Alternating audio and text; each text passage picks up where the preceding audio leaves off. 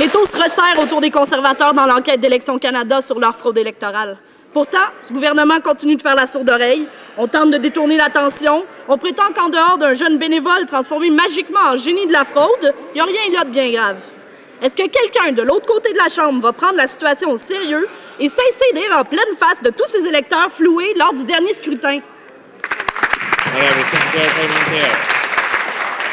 Monsieur le Président, j'aurais espéré que l'honorable député se lève pour s'excuser au nom de son parti pour avoir brisé la loi en acheminant de l'argent vers l'Institut Broadbent avec un crédit d'impôt des Canadiens pour lesquels les contribuables canadiens auraient dû payer.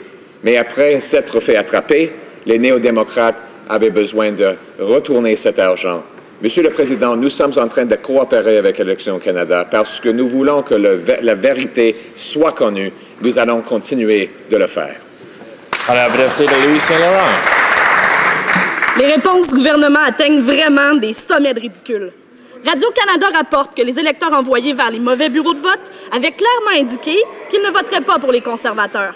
Les conservateurs peuvent bien tenter de faire diversion avec leur vieille rengaine sur l'opposition. Les faits restent. La fraude électorale les a avantagés, eux, et personne d'autre. Pour rétablir la confiance des Canadiens dans notre démocratie, on a besoin d'une enquête publique. Quand le gouvernement va-t-il enfin agir dans l'intérêt du monde et pas seulement de son parti?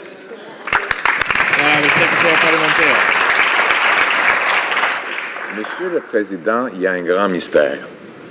Où sont des questions de l'honorable député de Winnipeg Centre?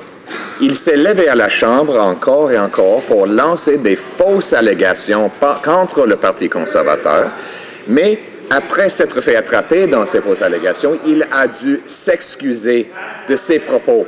Mais maintenant, il est complètement silencieux et il représente toutes les fausses allégations des néo-démocrates.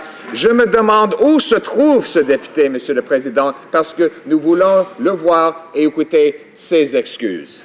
Voilà.